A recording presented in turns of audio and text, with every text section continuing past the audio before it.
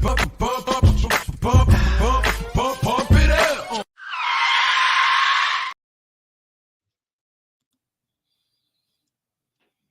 Pittsburgh Steelers fans, Steeler Nation, thanks for joining us for another Wednesday night episode of the Pump Your Brakes podcast.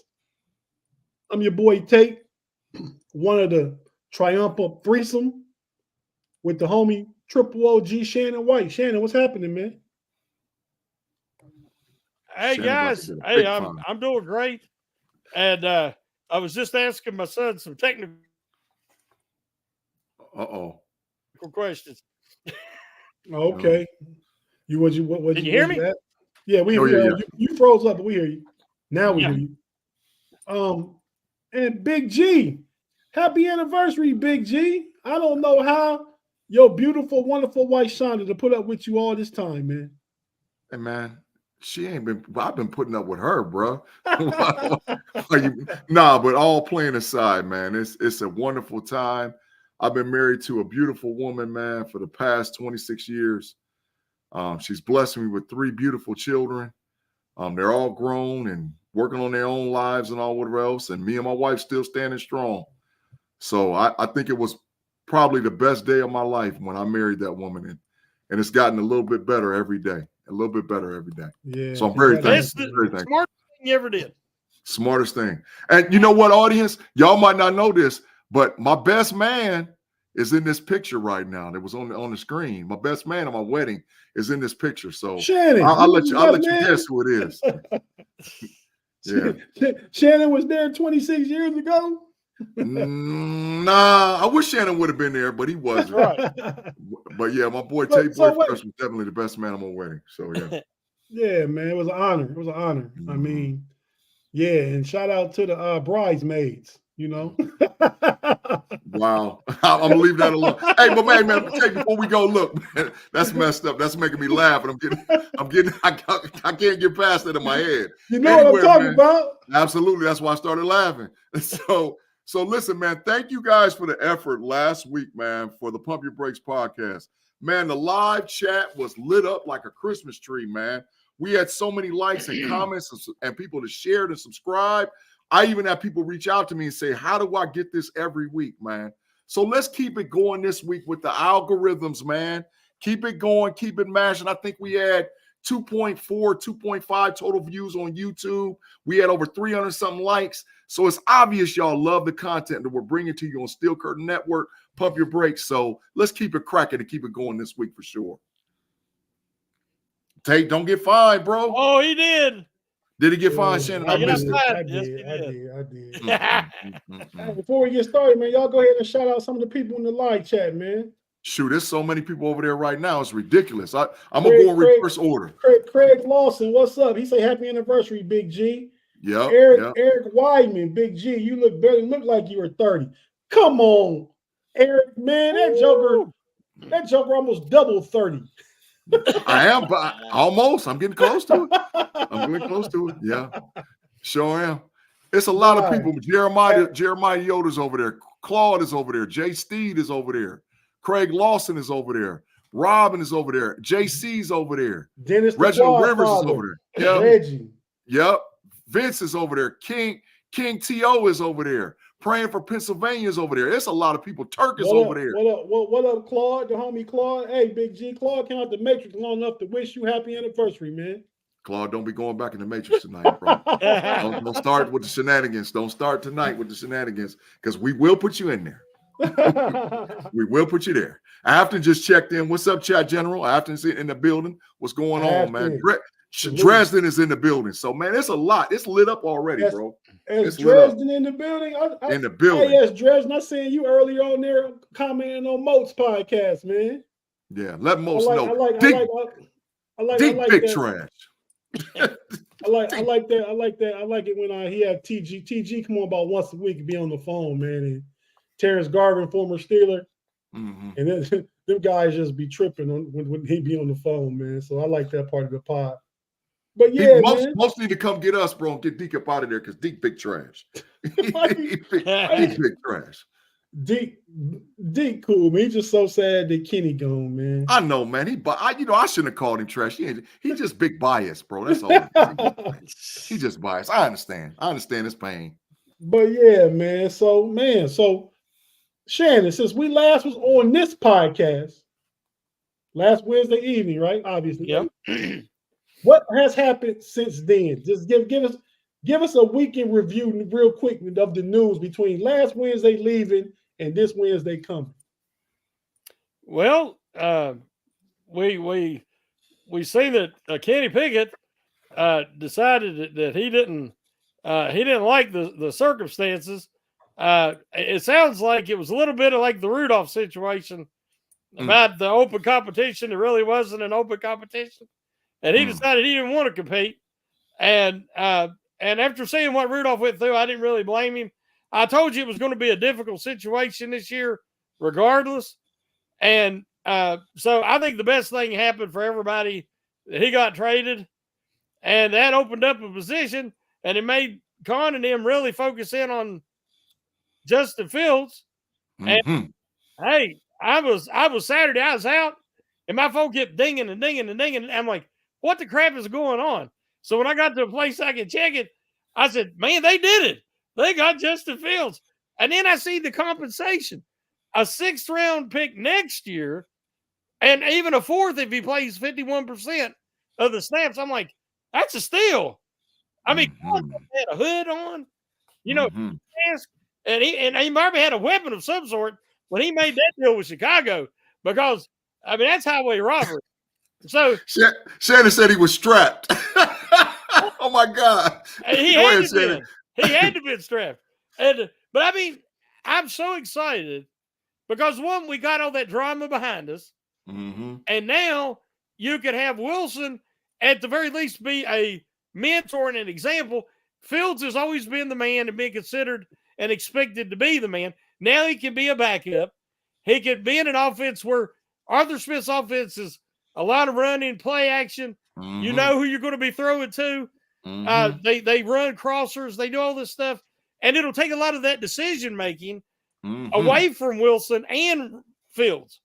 And you can work, a couple series a game in for Fields because he's so much of a weapon. You don't want him just standing on the sidelines. And then the Steelers can get an idea, because if you're going to invest in somebody long-term, you'd rather invest in Fields. And that's just the truth, because he's over a decade younger than Wilson. So, big facts. And now we're getting all these rumors that the Steelers are trying to maybe work a trade with the 49ers for Brandon Cook and maybe Terry McLaurin with the Commanders. I mean, Con is not done, as Big G always says. He's cooking, and something else is going to happen, fellas.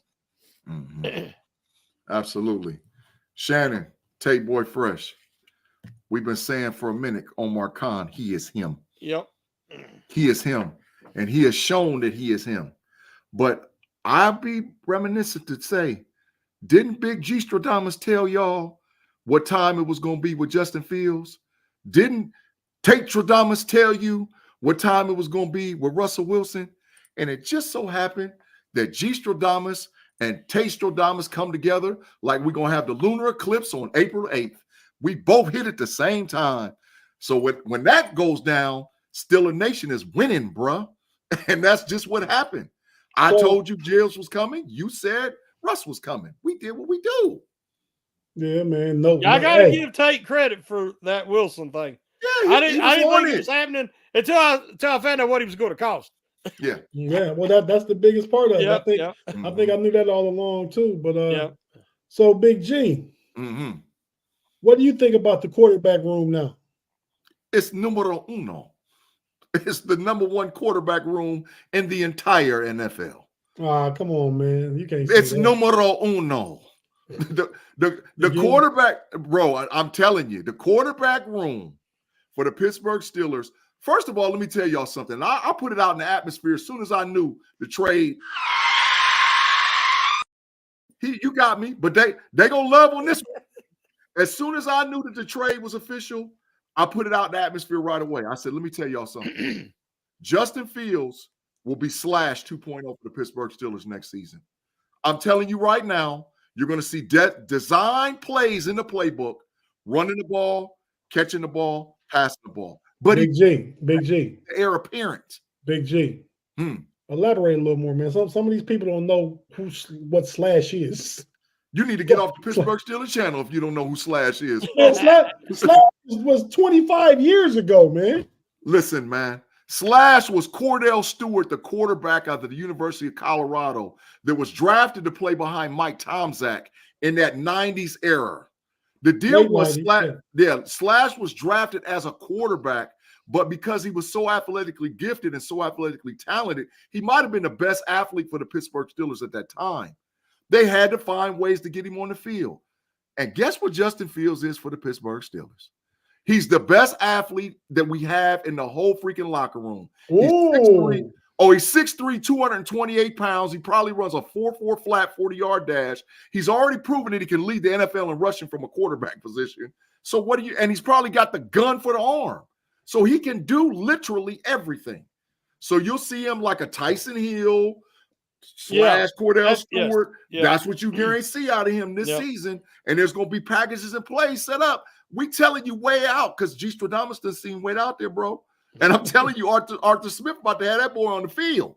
He going to have him playing because it's another threat. And that's Tate. This is why I'm saying that the quarterback room is the best quarterback room because both our dudes going to play.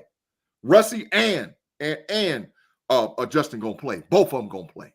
Believe it. Well, guys, think about how predictable that this offense is being under Matt Canada and with the weapons they did have. And now you throw a guy like Fields in there, and predictability just went out the window. There ain't nobody going to know what's coming. Big facts. Big old facts, Tate. Big old facts, Shannon.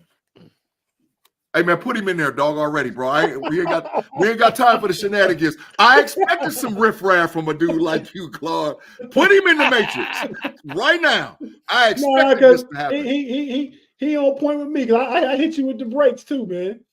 I mean, I understand a little more where you at with it when you say two quarterbacks. But Patrick Mahomes is the best quarterback room in the league. Right? He by himself. He's solo. Yeah, but who is backup? Who Pat Mahomes backup? I couldn't even tell you, man. Exactly. Exactly. You can't. Tell me. If that guy, whoever he is, if he get in, it's over for Kansas City. It's adios. Listen, I'm gonna get the sign early and often. It's adios muchachos for the Kansas City Chiefs. If you get in the game, so they gone. What I worry about, and y'all take me off this ledge, right? And then we got to guess after we answer this question right here. What I worry about, man, is the Steelers. Russ having a good season, 12-5, win a divisional game, win a wild card game, go to the divisional game. Do we then stay with Russ and not go with just like the plan has to be right at the end of the season? Next season, we transition to Fields, right? Yeah. You think they have to play Fields to see what he's going to look like in the offense first. But they'll play him in packages, Shannon, but they'll get the true sense of the rhythm of what's going on with him based on practice and evaluation. I'm saying the special packages. Yeah. I think Coach Tomlin and Arthur Smith just want him in the room so they can kind of guide him, acclimate him to the Steeler culture, learn from Russ while Russ is here.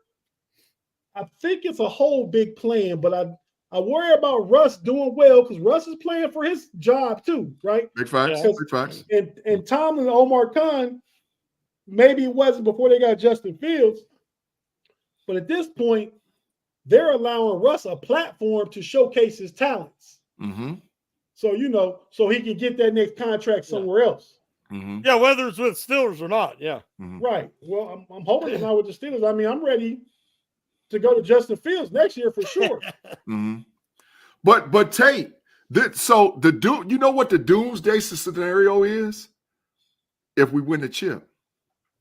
The doomsday scenario if we win the chip. Like, what the heck do you do? You know, that's the doomsday. And I'll take that doomsday all day and night. I'll take that problem. Yeah. You take it. You got to deal with it. But hey, if you're watching on YouTube, stay with us. We're not going nowhere. If you listen on audio, we're going to take our first break, and hear from our partners. And we'll be right back after this. Mm-hmm.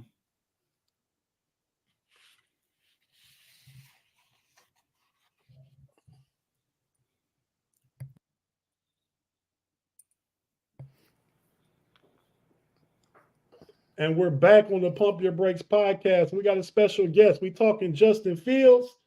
So we figure why not bring a Chicago guy in here to tell us about Justin Fields and what went wrong in Chicago, what was positive in Chicago, and whatever else is going on with Chicago. I saw good highlights from Caleb Williams' pro day today. So, you know, that's a Chicago thing. But so we're going to bring in Joey, the sports guy, Joey Christopoulos.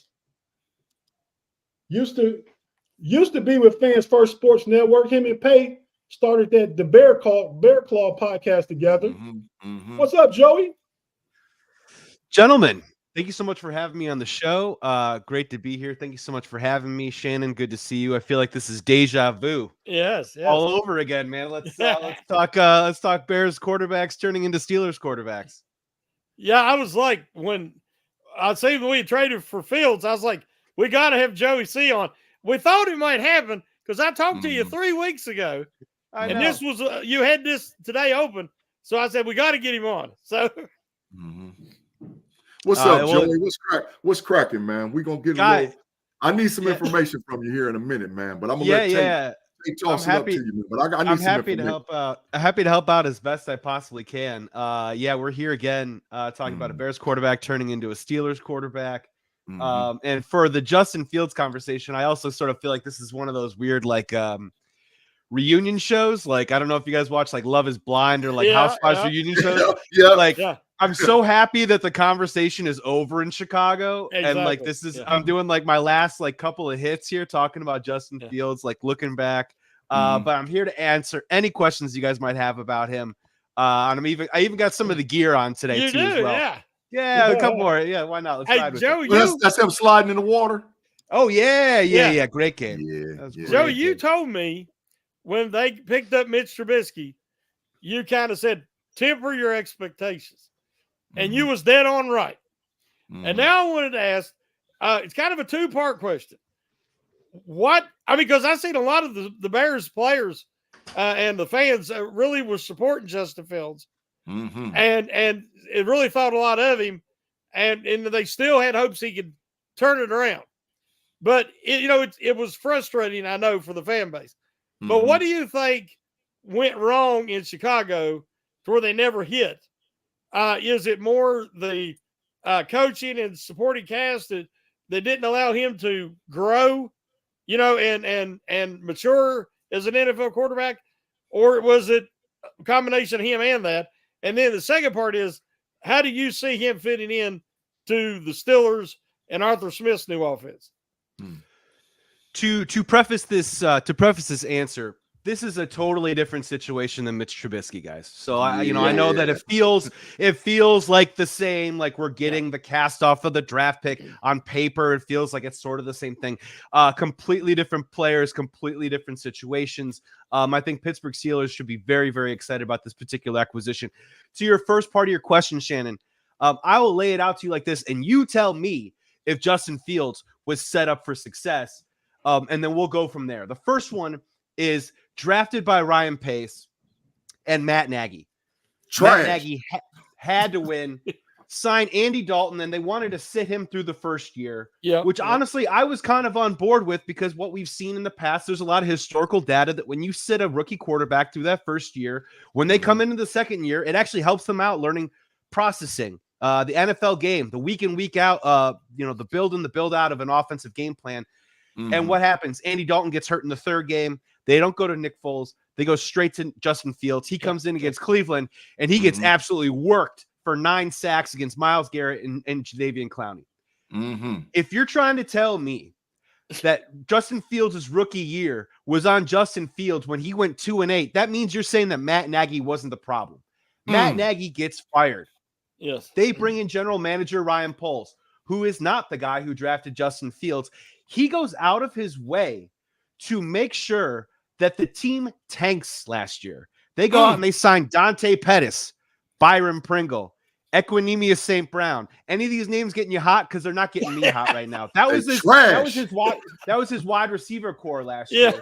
And they basically said, Justin, I want you to show us what you can do to just lead the locker room and lead the team on a week-to-week basis. They had a lot of great moments. I mean, he played great against New England. All right. He put up 30 points against Dallas. He put up 32 points against the Miami Dolphins. They lost all those games. Okay. Yeah. And then next thing you know, they walked themselves into the number 1 pick. Fast forward to this year. Now, this year was the first year where I think they actually said to themselves, let's try and maybe, I don't know, give Justin Fields a little bit of some help. They signed Darnell Wright. They trade for DJ Moore. Those were all good things. Yeah. They were all successful things. They finished the season 7-10, and Justin Fields had some inconsistencies, in terms of production, seeing the field, throwing the football. He got hurt during a stretch, came back, and I thought played pretty decently, but only won 5 games. So now it's this mixed bag. It's this incomplete where I can confidently say to you guys that I think Justin Fields has all the talent in the world. Does he have a lot to work on in the passing game? Absolutely, but has he been given the opportunity to do that? I don't think he has. So what I'm thinking that the Pittsburgh Steelers should be excited right now are a couple of really easy things. He's 24 years old. He's an unbelievable dude. All right. And I'm not just saying that like, oh, he's a good guy or whatever. Yeah. The guy leads his team with humanity, vulnerability, intelligence. And I think he's the right kind of guy to be the leader in a clubhouse. And the Bears locker themselves, they absolutely love Justin Fields.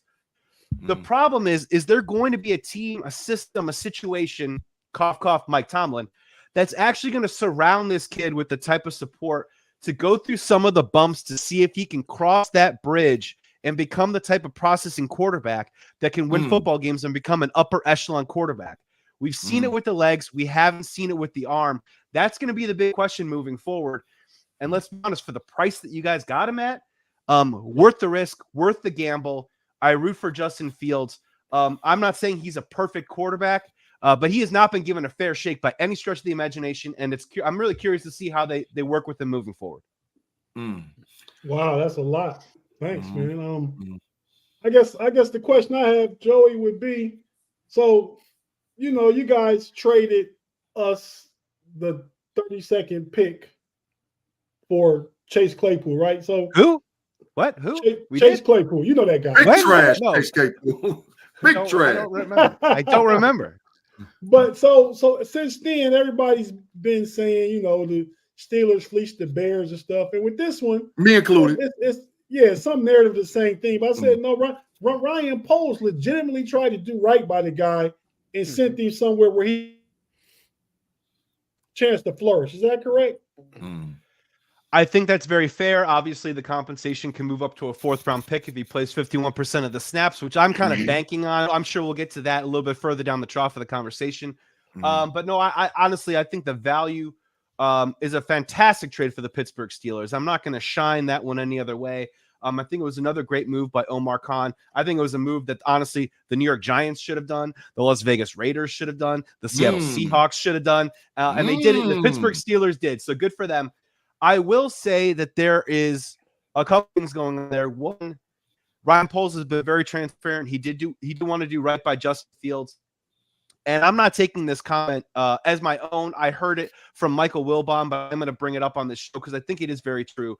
Where the Chicago Bears and what we've seen with quarterback play, with the exchange of general managers and head coaches that we've seen over the last 10 years. I mean, you guys are used to having head coaches stick around for a while. We're on like our 4th guy in the last 10 years. I think the Chicago Bears have had to go out there and try and create a little bit more goodwill among NFL players and the agents right now than they've had to do in the last couple of years. And when you're bringing in a guy like Caleb Williams, who could possibly be a superstar, and if he is a superstar, you're going to want to sign him to a second contract. I think it is important to get it out there that you're trying to do right by. We take care of our players here in Chicago. They just had to say goodbye to Roquan Smith a year ago. They had to trade Robert Quinn. You know, those are things that maybe in the players' eyes aren't necessarily saying to themselves, God, I really want to play in Chicago. I think there is some sort of PR that's going on that is helpful in that situation. It does behoove the Chicago Bears to move on and not have Justin Fields on the team at the exact same time as Caleb Williams. So it's a little bit of a mixed bag. Did he do exactly right by the Bears organization? No, but did he do right by Justin Fields and maybe the Bears organization long-term by taking care of a player who's been a good steward in the organization and sending him to a place that he wants to go to? I think Ryan Poles has done that. Yeah. Wow. Yeah. Hey, That's a great point that's overlooked. It's like having relationships around the league. You know, sometimes you got to give a little and then you can take a little later. yeah. Kevin Colbert was so strict and conservative, and if he did a deal with you, he was screwing you. Yeah. And I think you're seeing Kahn and Waddle, it's different, and they're building up the rapport with the other GMs around the league, and that's very important, but people don't talk about it. Joey, Yeah, that's a great point. To real quick to the Quick, Steelers, really quick.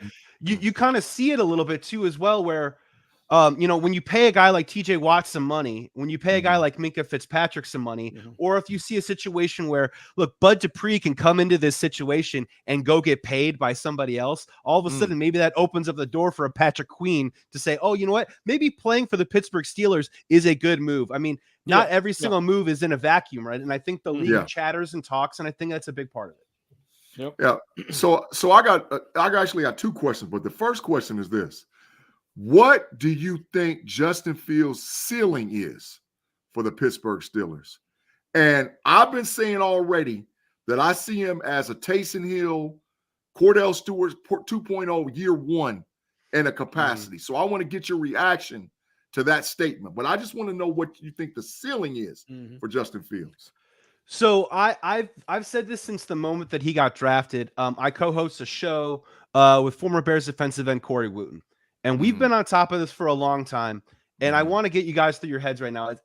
It's not about the numbers with Justin Fields. And it was never about the numbers with a player like Cam Newton. And I think his ceiling is a Cam Newton. Cam Newton isn't going to average 350. No, he took him to a Super Bowl. He took him to a Super Bowl. No, that's what I'm saying. Oh, I'm hyped. Okay. Oh, yeah. You like He's agreeing with you. That's an MVP. That's what I'm hyped about. Yeah, so I was like, ooh. So Cam Newton is never going to throw for 350 yards on the reg. Okay. It's just never going to happen. But what he is going to do is throw for like 195, rush for 65, rush for a touchdown, throw for a touchdown or two. And guess what? Win you some football games. I think that's what Justin Fields' ceiling is. You're making a great point where I think in the next year or two, Justin Fields and his legs, I think, is one of the most dynamic threats that you're going to see under center in the NFL. He is still lightning fast. The big thing with us in the Chicago Bears was that that aspect will not always last, right? You're like, oh, well, maybe we got 2-3 years at this before it starts to revert to a different phase in his life. But again, he's still only 24 years old. The guy's escapability is no joke. I mean, obviously, it's easy to pull up the highlights on Twitter. But the guy inside the pocket can be an absolute magician out there. And I know that you guys come from a place, different player, but also a guy that was hard to take down, a guy named Big Ben Roethlisberger, a guy who needed 2 or 3 guys to take him down. They could slough off and still get that extra time to throw the football and find extra guys. When he gets out of the pocket, he's as dangerous as it comes. I'm happy to talk about some of the shortcomings, but we're on some of the positive stuff right now. So I think his ceiling can still be Cam Newton. I still think he can be that leader. I still think that he can be a guy who can win a playoff game. Again, it's going to come down to situation. It's going to come down to some patience, because I think the concept that we talk about, and there's narratives out there about, can you ruin a quarterback?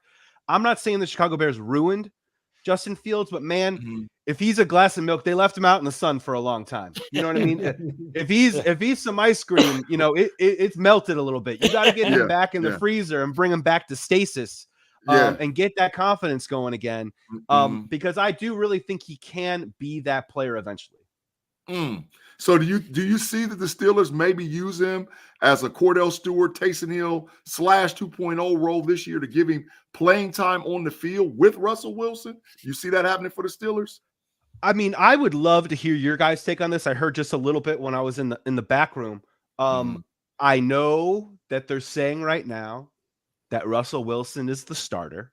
I'm with you that I can easily see Mike Tomlin coming to Justin Fields and Arthur Smith and figuring out a way to have him on the field for different kinds of moments. I think 2 quarterbacks in the backfield is really interesting, especially when you talk about some RPOs, bring him in for a snap. I think him in the red zone is a great idea. If you want to maybe get Najee that little extra push that he sometimes struggles to have on the 2-yard line, if you have Justin Fields there and they got to protect the contain on the outside, I think that's a great idea.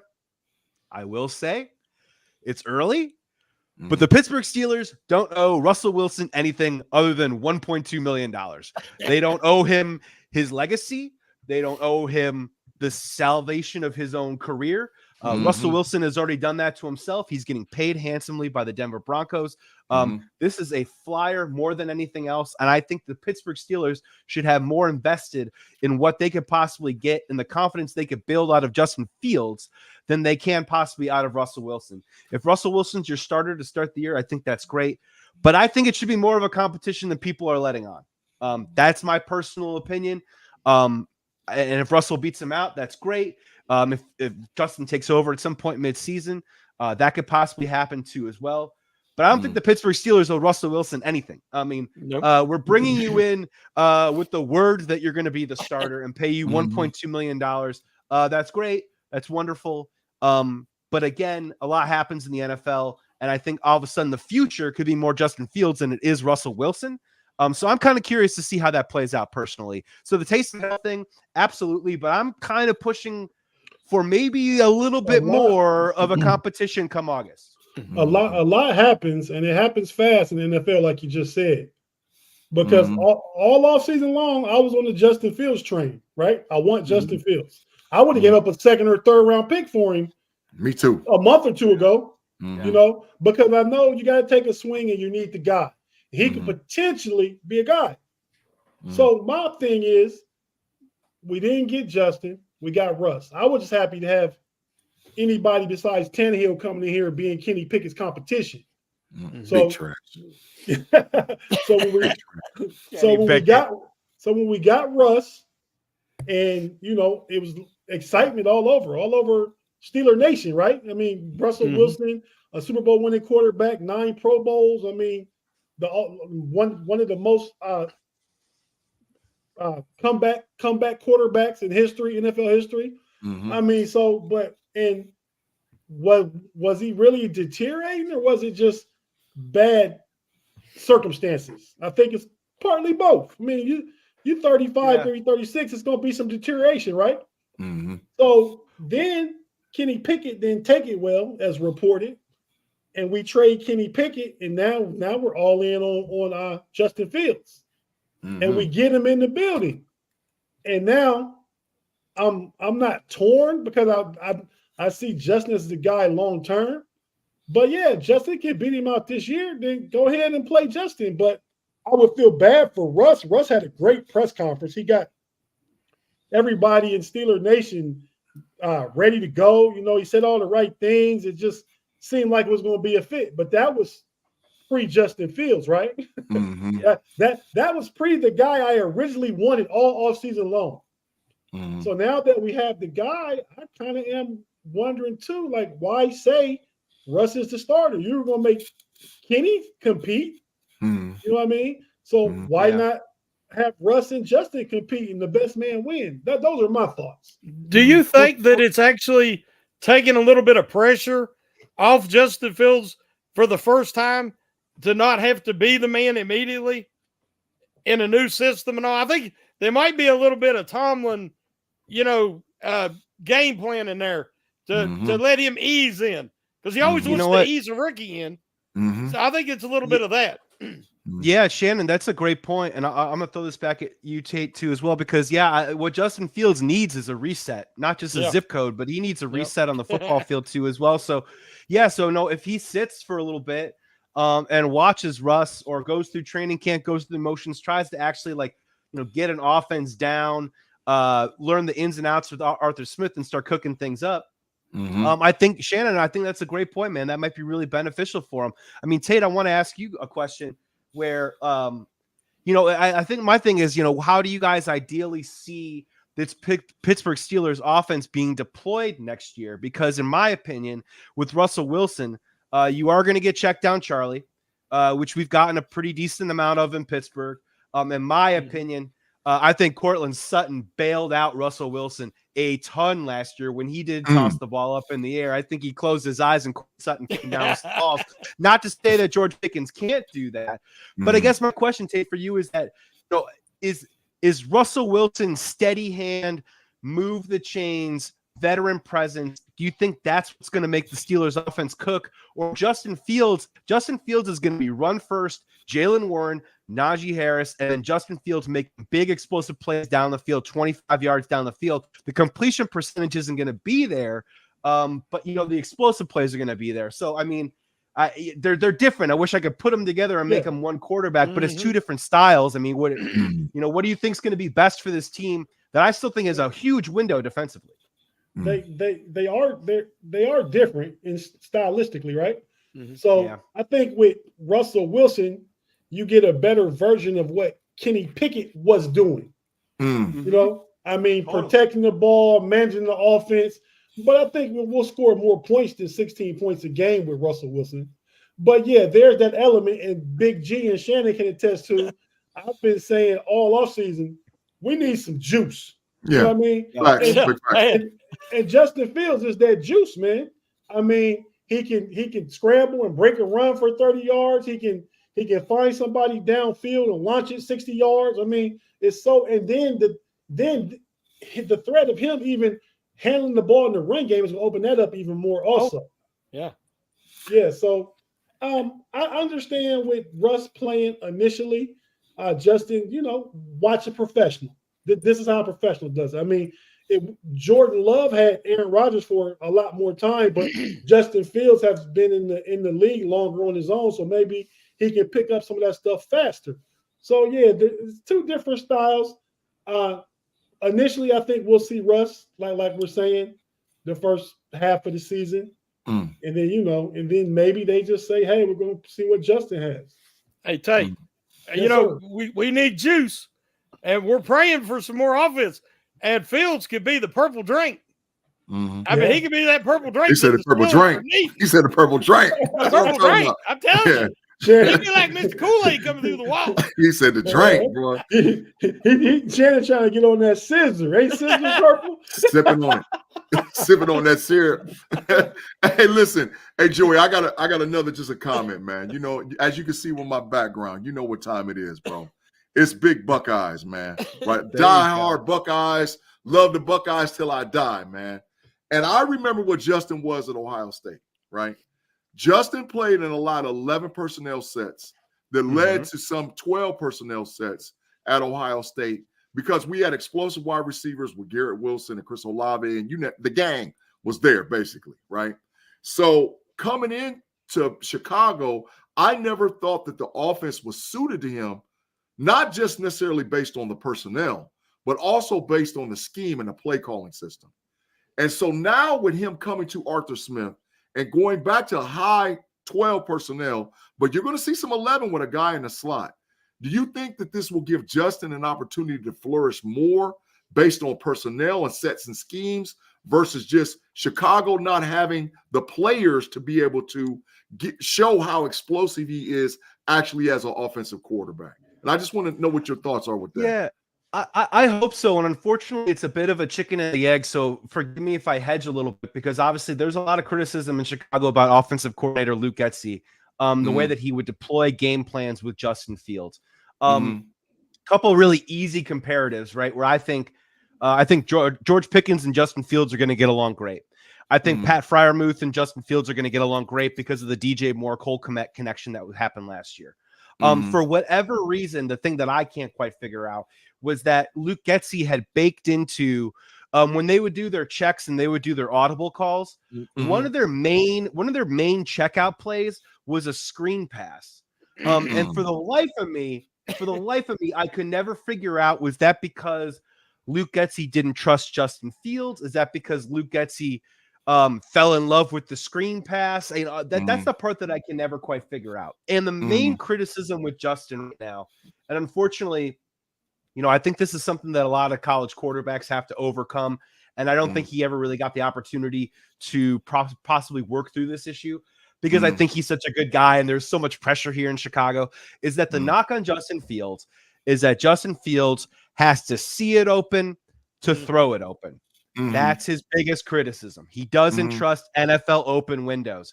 He doesn't anticipate that space of if I put the ball in this particular area, I'm going to trust my offense, my receiver to be in that spot. He has to see it to throw it. And when that happens, that 0.4, that 0.5 seconds, it can get him into some trouble, especially when our offensive line hasn't been so great, which is when you see sacks, fumbles, and him outside of the pocket trying to make magic happen.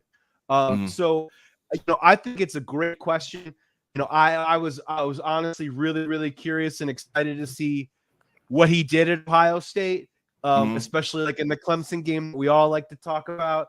And there was a lot of moments. I think there was a time his last year at Ohio State, Tate, I think there was a stat out there that he didn't throw an incomplete pass in the month of September, his final season. Like total yeah, facts. you know what I mean? So yeah. They made it. They Crazy. got the ball out of his hands, made it so easy for Justin Fields. And let's be honest, he just never had those weapons. I mean, he never clicked with Allen Robinson. That second season doesn't even matter because the guys that they put around him were not quality NFL starters. And then this last year, we saw DJ Moore put up a career season. We saw Cole Kmet put up a career season. And yet still the offense wasn't fully formed. So I can't honestly answer whether that was the offensive coordinator, his lack of trust in Justin Fields, or Justin Fields' shortcomings as a passer. I think that's part of the mystery and part of the reason why he's on the Pittsburgh Steelers now.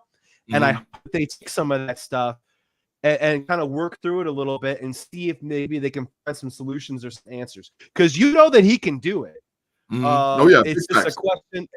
It's just a question of we just haven't seen it yet. Just haven't seen it. And also, I'll say this just because Darnell Mooney fell off also this past year. Me and Big G actually went to school with his mom. Yep. He signed for big money in Atlanta though. I'm like, Valerie Hutchins. Valerie Hutchins is Darnell Mooney's mother. But we went to school with her. Yep. Oh, that's awesome. I love Darnell Mooney as a player. They had great chemistry. His first year and his second year with Darnell Mooney. I think that ankle offseason surgery that Mooney had to finish up last year, I think that really hurt him last year. He didn't come into camp 100% healthy. If you're a wide receiver and you come off an ankle surgery and you're not 100%, I think it's going to affect your play. So I'm not really putting that on Justin Fields. I'm not putting that on Darnell Mooney. Sometimes it takes guys a little while to come back, and I hope he does well in Atlanta. Yeah. Hey, Big G, before we finish up, do I put Claude in there? Yeah, put him in there, dog. He should have never. You should have never let him out. You gave him a pack. Caught in the matrix. Keep him in the matrix, bro. You let him out. You should have never let him be reckless, bro. Recklessness, man. No, Claude, you stay in the matrix, bro. Stay over there. Hey, Joey, one thing I'm excited about Arthur Smith's offense is that it's predicated on the running game, which the Steelers have still got to strengthen center and tackle. But if they do, they've got some really good running backs in Harris and Warren. Both guys can block. You've seen Warren deplete a couple of guys last year, and I'm excited because you can let him roll out, let Fields keep it and get behind him, and let Warren take out somebody, and then you got Fields in the open field. But the thing about Smith, he likes to do the play action, and it's really a quarterback-friendly system because Tannehill struggled with a lot of the same things. He was athletic, but he didn't read well. Then he gets to Tennessee, and he's hand the ball off. Then when he goes to throw on the play action, he's usually got somebody wide open.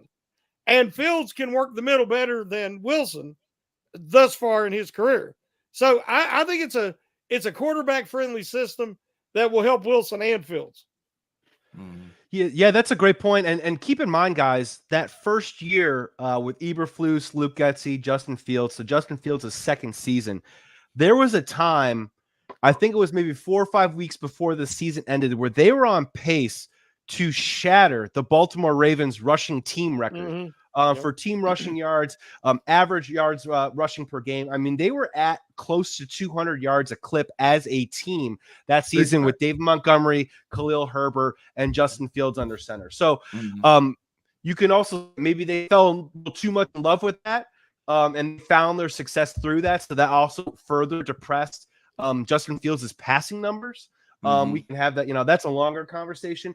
But for anyone out there that's worried that, oh, Justin Fields runs the ball, Najee and Jalen Warren aren't going to get it. No, it's going to help everything out exponentially, having him back there. The type of RPOs that they can run with Jalen Warren and Justin Fields, I mean, holy cow, getting excited about that. And also, Shannon, I've talked about this before. You got to get Najee Harris a little bit more head of steam. The dude's not going to be breaking a lot of ankles, right? So you got to get a little more of that head of steam so he's not running into that wall at the offensive line. So anything that gives a little bit more of that give, there can be good for the Pittsburgh Steelers. And that's where I think also Justin Fields can possibly help too as well. Yep. Awesome. Well, you guys got anything else? I know Joey has something else to do. I mean, any other questions, Big G or Shane? Anything you want to say, Joey? I got one last thing. No Caleb Williams? No. I got one. No, I got one last thing. Yeah, please. So, and this is something that I know, and so I'm gonna give a little secret up on the show. I'm gonna tell you, I got a son-in-law that works for the Ohio State University for the football program. He's my son-in-law, right? He was catching passes from C.J. Stroud yesterday down at the Woody because he was supposed to be there for the pro day. Anyway, Marv didn't work out today, right? He didn't do anything for the pro day. Nothing. Zero. Tell me more. Oh, I'm telling you the truth. You want him to drop the 9, don't you? Oh, I want him. I want Marvin Harrison to smack an old woman tomorrow at the 7-Eleven and have him drop the 9. The conspiracy is that he's dropping his stock on purpose because he wants to play in Chicago. That's a conspiracy. So my question is if you get past 4 or 5, will the Bears be willing to trade up from 9 and come back up to get him? Trust me, I've been doing the draft value points. I've been on that website like crazy recently. A couple things need to happen, right? Obviously, I think this is awesome news today that Marvin Harrison is tanking these workouts right now. I was on the field for Wisconsin, Ohio State. And that dude is a man amongst boys. He's a man now in the NFL if he steps out there. I was absolutely blown away with his ability. I don't think he needs to work out for anybody. I think the tail of the tape is already out there. So if you could possibly get the Arizona Cardinals being like, okay, Kyler Murray and Malik Neighbors, I like it. Speed. Let's roll. Let's rock. I do think it's probably going to have to come down to what Minnesota does at 11. Can they possibly sneak up and fall in love with a 4th quarterback? I do think that's going to be crucial to this particular scenario. And then also convincing the Giants that they need an X receiver like a Rome Odunze, something like that, or the Chargers go, all right, well, I'll get our X out there with Rome Odunze. I will say that the Chicago Bears we still have parts of that Carolina Panthers trade from last year. We own their 2nd-round pick for next year. The Carolina Panthers are still fixing to not be very good. So I think that is still a very, very valuable piece that they can dangle out there. From what I saw, moving up from 9 to 4, let's just say, it would cost that 2nd-round pick next year and possibly something else. Now, we were hoping to get another 4th-round pick from the Justin Fields trade this year to move it.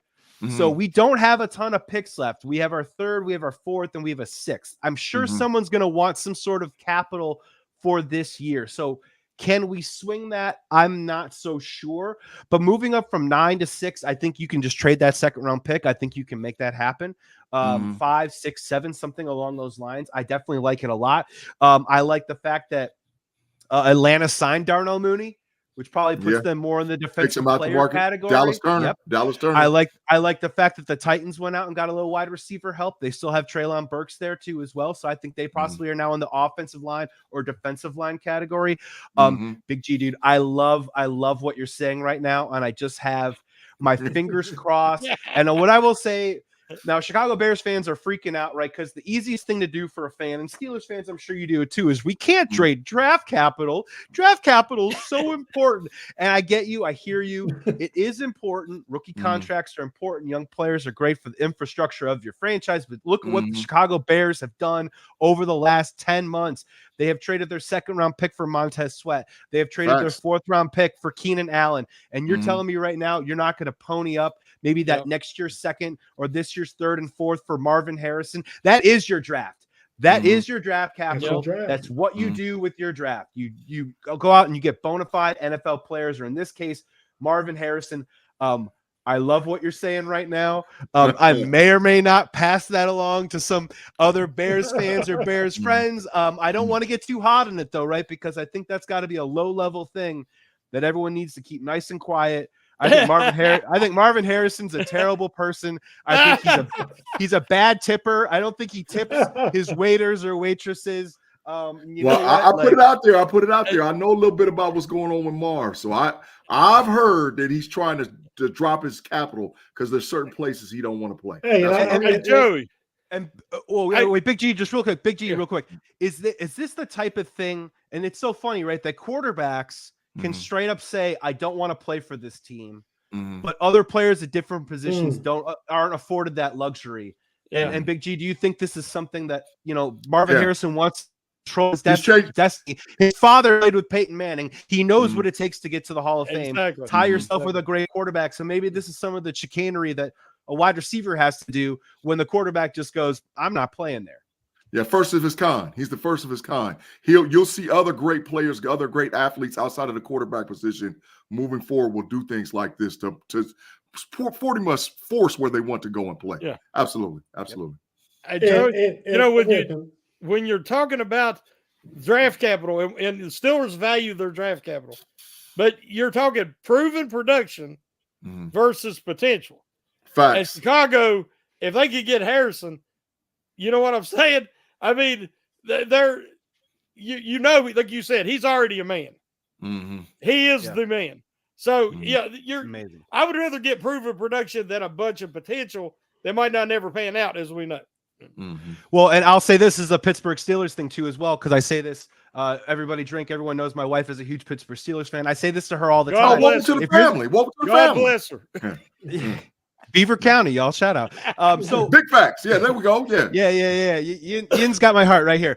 So what I will say, and this is the other thing about that Chicago Bears on this whole thing with draft capital, is that the time for the Chicago Bears to win is right now. If you look at the defense and the way that they've committed certain dollars and guaranteed dollars to the defense, the time to win is in the next couple of years. The time is not to win in 3 years when said draft capital, third round pick, turns into a solid starter. The Pittsburgh Steelers are in the exact same position right now. When you pay TJ Watt that kind of money, who I think is the best defensive player in the NFL, it is a mandate that you do everything that you can to win right now in his prime. Do not wait for 2 or 3 years from now when maybe he's had a couple of arthroscopics or whatever that is. The time is right now with Minka, with TJ. You got a couple of maybe solid years, maybe one more good year left with Cam Hayward. I mean, this is the time. You have to strike. When you sign these guys to these big-time deals, you are saying to yourself, creating a window to compete.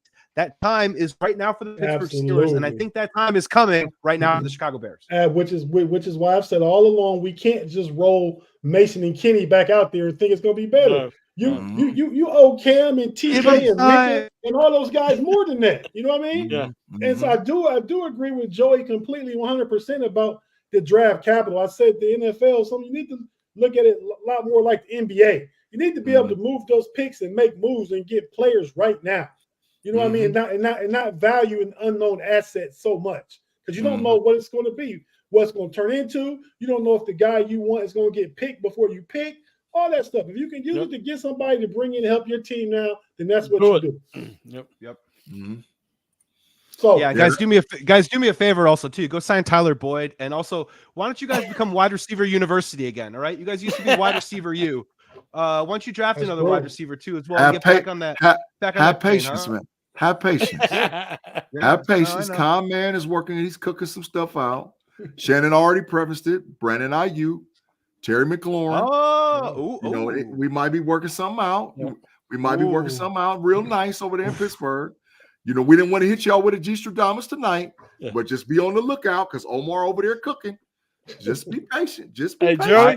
Ayuk with Justin Fields. Oh, God. I like that. I like that. Hey, he says he wants to play with him.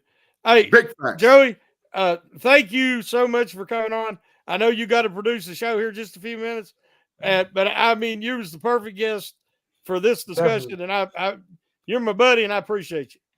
Absolutely. This was awesome, guys. Anytime, give me a call. I'll talk Steelers. Love talking Bears. Thank you so much for having me on, guys. Follow me at Joey Sports Guy. Yeah, I gotta go produce a Purdue basketball show right now. We'll see how far they go in the tournament, but we'll go from there, guys. Thank you so much for having me. Be well, be safe. Hey, man, thanks a lot. And Thank you so much. Speaking of basketball, Terrence Shannon is a beast, dude.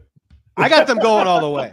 Hey, I said on the show the other night, they're my sleepers, so they look good in the Big Ten tournament. But all right, man, go ahead and get out of here, man. Thanks for joining us, man. Hey, Joey. Thanks, Joey. Yeah, guys, man. We well. appreciate you, bro. Yeah, See holla. you guys. Yes, sir. Absolutely. Yeah, guys. So to finish up, we got about 6 or 7 minutes. We talked. That was a great conversation. A great. Oh, it's great to have Joey. Big facts. Yeah. Big facts. I hadn't talked to Joey since him and Pay first started that Bear Claw. Then, he got a different opportunity shortly after that. But yeah, man. So we all did a mock draft. Only 3 rounds. Yep. Because Steelers have 4 picks in the top 100. Yep. And after this, to this point in free agency, we all picked 4 players. There were no trades. We picked 4 players that we wanted, and now we're ready to look at them. They're all together, so nobody has to go first. Whoever wants to, they're all going to be on the screen. So whoever wants to talk about theirs first, just talk about yours. But they're all going to be up on the screen. Okay. Got you. Yep. Yes, sir. Run it. Hey, man, I'm going to talk about mine, man. I like y'all's drafts. Matter of fact, I love you guys' draft. If we were able to get what you guys put up there on the thing, I would love it. But, bro, dog, if we get my draft, that's 3 starters. That's 3 starters right off the back, bro. 3 starters. 4 day 1 starters. Van Pan, Peyton Wilson, linebacker from North Carolina State, and Fuaga, the offensive tackle from Oregon State. He's the nastiest tackle in the draft. Yep. He's he's big nasty. He'll come in and play that right tackle, or if you want to put him at left, it don't matter. And he'll come in and start. Van Pan is big nasty. That's why all those NFL scouts was down there at the Georgia Pro Day. And Peyton Wilson. And then getting back to what we was talking about earlier just a few seconds ago, Johnny Wilson at WR for the Steelers. It's a perfect fit. We going back to wide receiver you. So I love y'all's drafts. I ain't going to listen. Hey. But, bro, I'm like, bro, 3 starters. 3 starters day 1. That's just my thoughts, bro.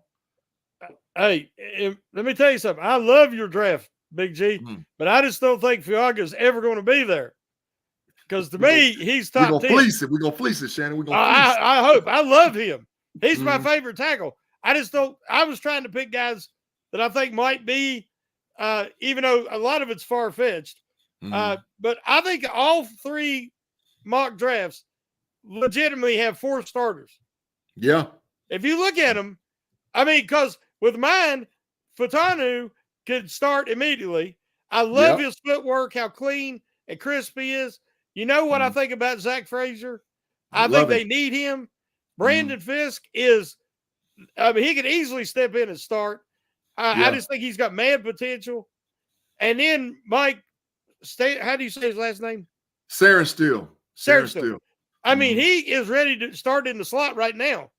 So, I mean, the way these drafts felt, if they did fall like any of these 3, I'd love it because they're all starters for the Steelers, in my opinion.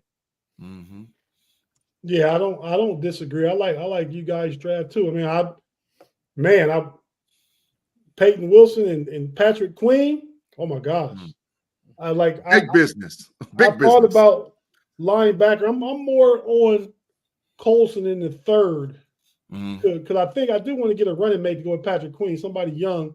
I mean, there was video out yesterday of Cole Holcomb working out. Yeah, he did. First video in a while. Yep. And you got Elandon Roberts in there. I don't know what happens to Mark Roberts. But my draft, Quinion Mitchell couldn't pass him up, put him out there with Joey Porter Jr. Oh, you know what I mean? Best young corner tandem in the league, Tate. In the league. Can you imagine what the defense could be free to do? They'd be big scared against the other team. They'd be big scared. They'd be free to do. I'm like Shannon. I got to have Zach Frey. We need a center. I don't see. Because we said no trades, I was lucky he was there because I'm willing to trade back from 20 to pick up something. Me too. And then maybe get Zach Frazier in the 30s if I need to, but I would get an extra pick also. Braden, is it Fisk? Fisk. Yeah. Defensive tackle, Florida State. Yep. Yeah, I like him. I think he started in Central Michigan. Big kid, aggressive, did well in the Senior Bowl that week. Had a great combine. Great combine. Yeah, I like him a lot. And then I probably overdrafted Brendan Weiss, but he was the best receiver on the board to me because of his size and Arthur Smith's system. And then there's the Steelers want that pedigree. You don't get much better pedigree than receiver than Jerry Rice's son. Yeah, facts. Right. I mean, and he had a great pro day today too. They said he may even move up to the second round. He could have, Tate. He could have. He's in that second tier of receivers with Xavier Legette, Pascal from Florida. Yeah, absolutely. But based on his pro day today, you're right. Yeah, but I definitely like all the picks. I mean, both drafts, all three drafts. Yep. So yeah, guys. Anything else you want to say? Do we anticipate the Steelers making a move before Friday's over? Well, I really do believe that Omar Khan is mashing the gas to bring in a WR2 for the Steelers, or maybe even a WR1. Yeah, because if IU come, he number one. Yeah. So I love Pickens, but IU paid like number one too. Yeah, IU gonna be out there killing them, man. So, but I'll take it, Terry McLaurin. I guess if I had to go 1, 2, 3, I would go IU 1, Tyler Boyd 2, no, Terry McLaurin 2, and Tyler Boyd 3. Because I think those top two dudes that I just named could get a G, 1,000 yards receiving easy, and they all block, and they all tough, man. So and IU played in that 12, that flex 12 in San Fran is bananas. Yep. So if we could rock out something like that, man, oh my God. What IU can pick is Tate, boy, I'm loving that picture. Con man need a jersey. We need a jersey for the Con man. Let's get him a 0. You could potentially add Brandon Ayuk to that picture. Oh my Tate. Come on, I'm getting hyped sitting over here, man. We at the end of the show, and I'm ready to keep going, man. I'm so hyped about that picture, man. But here's the thing. Ayuk looks like Tomlin. Just like so he's either his twin or he's illegitimate son. Right. They look too much alike. They do look a lot alike. And lastly, before we get off the air, put Claude in the Matrix, man. One more time. What do you do again, man? Look, he said Ayuk over Pickens is crazy talk. You stop. Get back in the Matrix, man. Don't even put your head out there, bro. I don't think Ayuk would be over Pickens. I think they'd be a tandem. I think Ayuk would get a deal probably 3 for $70, something like that. And then as that deal's coming to an end, you can restructure it and Pickens be ready to get his money. Yep, big facts. You know? Yeah. But Ayuk is more polished. He's more experienced. Yes. Yeah, right now he is. Yep. The upside is greater for GP. But this real quick is where we pick. One pick in round 1, one pick in round 2, 2 or 3 picks, or 4 and 2 sixes. This is our not schedule, but opponents. Yeah. Obviously, we know we play the AFC North, Ravens, Bengals, Browns. Yep. Dallas comes to Pittsburgh. The Giants come to Pittsburgh. Aaron Rodgers and the Jets come to Mahomes. Well, we got a tough schedule, man. Man, do we ever, bro? That's a hard schedule, man. Look at that. That schedule. Woo, we're gonna have to fight every game. There ain't no cream puffs on there. Ain't no cream puff on there. Denver, I'm okay with it. We're gonna smoke Denver, but outside of and the Giants, we'll smoke them too. But everybody else, no, there's some real teams on there. Hey, I'm okay with it because we're gonna be a better team and we're gonna have an offensive coordinator. So bring them on. There you Shannon go, said, Shannon. bring it on. That's the attitude. Hey, so we better get out of here, everybody. We want to thank you for joining us while we winding down right here. I'm going real slow, so everybody that hasn't can hit the like. We got 260 plus in here right now. We got 108 likes. Let's take those likes up to 130 in the next 30 seconds. Get them algorithms up. Big G, get your algorithm sign out. There you go. You had it ready. Algorithm. Yeah, get them rhythms jumping, man. Jumping. Yeah, but it man. is a whole lot of folk. Dog, it just went up fast, bro. Look at it, Tate. It's moving. Yeah, that's what I'm talking about. Yeah. Get it up there. Get them rhythms up there. Reginald Rivers said, Omar Khan just signed Shohei Ohtani. Bring him in. He probably could. Whatever it takes. If we needed a pitcher and a pinch hitter, Omar would go get that guy. Whatever it takes. Whatever it takes. The Pirates should hire him for double duty. Big facts. He'd do better. He'd do better. Yep. Whatever it takes. Whatever it takes. Hey, thanks, Turk, and everybody that joined us. Claude, Mark, Quad Father, S. Dresden, Pittsburgh Toddy, Tommy Myers, all the names I've seen in live, Michael Martin, everybody's still Afton as always. Yeah. Jeremiah Yoder just popped up. Mr. Woody C. Mr. Woody C said the other day, he said Mike Tyson will send you to the morgue. Sure will. Knock the soul out your body. He said, I'll fight Jake Paul, but I ain't fighting Mike Tyson. Yep. But all right, everybody, man, thanks for joining us. We really appreciate all the love and support. This has been a great show. Thanks again to Joey the sports guy, Joey Christopoulos. We really appreciate him joining us, breaking down Justin Fields to take away some of you guys' anxiety. Maybe we think we got a good quarterback. We just gotta groom him and prep him and get him ready. And that's what part of what Russ is here for, and Arthur Smith, and the new quarterback coaches and all that stuff. So it's a process. It's a process. But we get ready to get out of here until next Wednesday. Go ahead real quick, Shannon, what you got going on? Your article, I didn't get to check it out yet. G said it was a good one. Tell everybody about it. Yeah, it's my first random Steeler observation article of the offseason, and it's posted now, so go check it out. Great. And checking the Shannon out next Monday on The Hangover with Daniel J. You'll see me and Big G. Y'all, everybody in here join us on Friday evening at 8 o'clock for the homies, and we won't bore you with everything else. We just leave it at that. Until next week, Shannon, take us home.